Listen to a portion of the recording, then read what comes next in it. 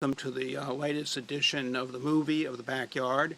This is standing on the back porch looking at the buddleia, which is beautiful pink but it has beautiful flowers which have been attracting tons of yellow butterflies, which just don't happen to be there right now. And as we walk down the steps, you see one of the big beautiful castor bean plants that are planted in the back. This is our coleus bed. As you can see, the green have tended to overrun everything, but it's still doing well. This is my orange cosmos, which I raise every year from seed, and which are doing extremely well this year. This is cleome, which is blooming all over the place because it reseeds itself. This is a giant, I'll get it in a minute, that is just ready to bloom. Hibiscus. It's a seasonal hibiscus. It's getting ready to bloom. And then as we come further over and look further at the bed, here's our Joseph's coat of many colors, which I think I've shown you before. And in the back is some orchid black lilies that are blooming.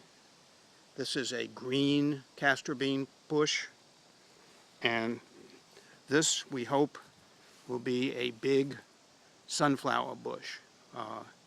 Here is our cherry tomato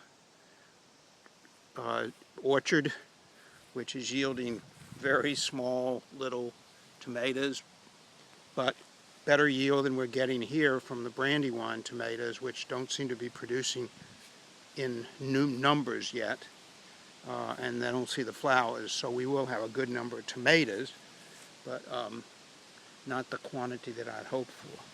This is my miscellaneous tomato area, and this is the sunflower and castor bean bed with zinnias in the front, and a little teddy bear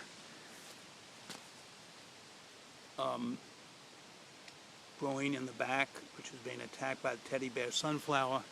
The other sunflowers, as you can see, are just about ready to burst, and hopefully in the next edition we'll have more. So now I'm rounding the corner here and going to the cleodendron, this odor of which I'm sorry that this doesn't pick up. Stephen Jobs needs to figure out how to put odor into films. The Harlequin Beauty Bower cleodendron, which has got now white and pink flowers, which will turn red with a bright blue seed when we see them next time. Some more castor beans, one tropical plant, and now I'll move over here, this tail end of the car, into the shade, where we have the end of what has been a glorious season for daylilies as a red. This one, ironically, is called blueberry. I guess that's the thing. And this one is called Fire King. Now, isn't that magnificent? Sorry for the quick change. Right there. Here's an orange, or rather more of an orange-yellow that we've gotten recently. This is the bedding area, the growing area and all those tubs are full of plants that are being rooted. This, let me get out in the light, is Rudbeckia goldstrum. And they're little bitty plants that grow very fast in the end. And from the window up at from our kitchen table, we see this bright orange flower all over the place. This is Helianthus, giant sunflower, and as you can see, it is bending over because of the weight of the flower. Again, this has been very big in daylilies, and they're kind of coming to an end. Here's one that's kind of interesting. Let me see if I can move it so you can see it. It's a double pink and more yellow. It's this time of year, yellow kind of dominates the scene. These are Rudbeckia. They're about 6 feet tall. There's more of Monarda, which we showed you, which also attracts hummingbirds well. Anything red will attract hummingbirds. And in the background is our Japanese pine and more. This is Joe Pye weed, the very tall plant with the sprigs on top. And our balloon flowers continue to bloom, as they will bloom as long as I keep cutting them, deadheading them. This is a bush. This is a, climb up the stairs here. This is a Vitex. We had it over another area. It didn't do anything. It forms large butterfly-like plant flowers, and it looks like we've moved it and it's doing much better now. So I'm up in the front yard. Here is roses that are doing extremely well. There's kind of second cut, so to speak, with the fall asters and the other plants beginning to come along now toward the end.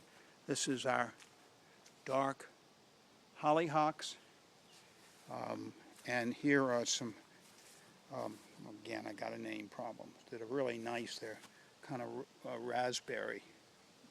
One of these days I'll get the name right. So we'll walk this way. Unfortunately, I still haven't found out how to splice these things, to do it another way, and go on the street. This is Sedum Autumn Joy, which is just bursting to start blooming. Here you see more of the yellow cosmos.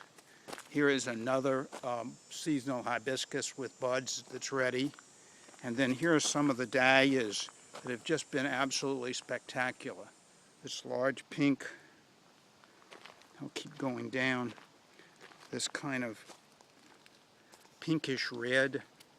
See if I can move that aside and let you see it.